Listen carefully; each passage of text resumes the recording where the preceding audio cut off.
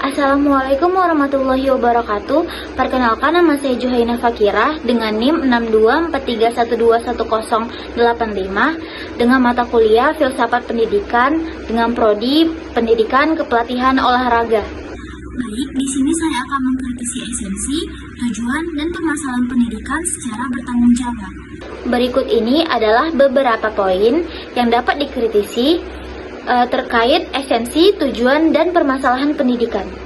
Pendidikan pada dasarnya bertujuan untuk mengembangkan potensi manusia secara menyeluruh.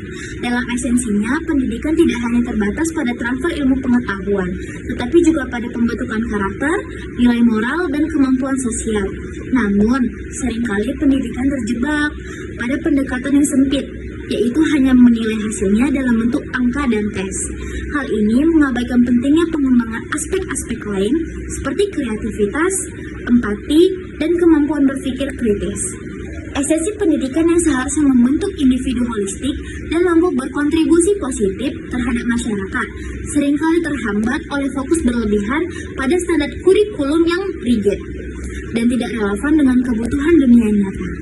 Tujuan pendidikan seringkali dinyatakan secara ideal dalam undang-undang atau kebijakan pendidikan, yaitu untuk mencerdaskan kehidupan bangsa, meningkatkan kualitas sumber daya manusia, dan mempersiapkan generasi yang siap menghadapi tantangan global.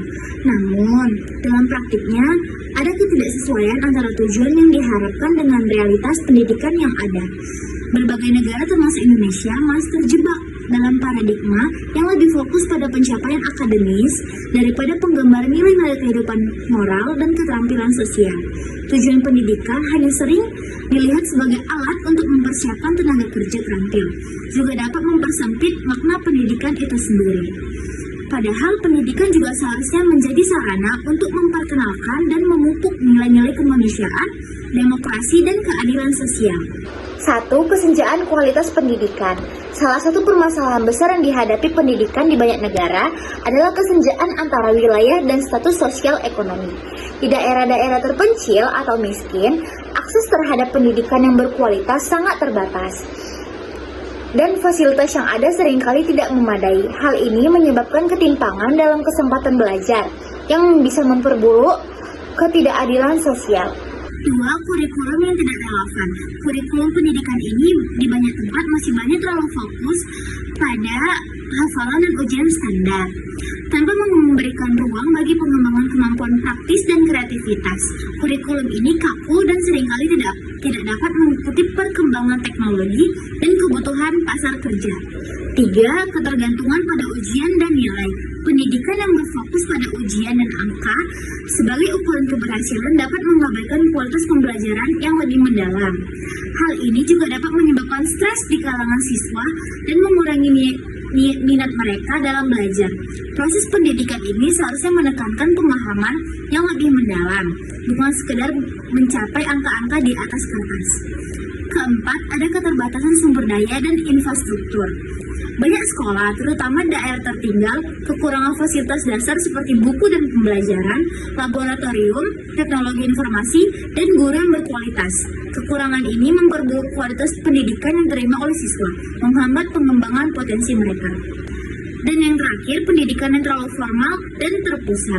Pendidikan yang terlalu terpusat pada pengembangan formal dan kurang memberikan ruang untuk metode pembelajaran yang lebih kreatif atau informal bisa menjadi masalah.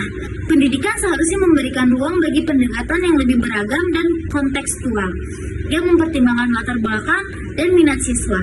Baik, adapun kesimpulan yang dapat saya simpulkan, yaitu mengkritisi pendidikan secara bertanggung jawab, berarti memahami bahwa pendidikan bukan hanya soal menyiapkan generasi muda untuk berkompetisi di dunia kerja, tetapi juga tentang membentuk individu yang memiliki kecerdasan emosional, sosial, dan moral. Pendidikan yang ideal harus inklusif, adil, dan relevan dengan kebutuhan zaman serta mampu memberikan ruang bagi setiap siswa untuk mengembangkan potensi mereka secara maksimal. Oleh karena itu, reformasi pendidikan yang lebih menyeluruh dan berkelanjutan sangat dibutuhkan untuk mengatasi berbagai permasalahan yang ada dan mewujudkan tujuan pendidikan yang sesungguhnya. Sekian, terima kasih dari saya. Assalamualaikum warahmatullahi wabarakatuh.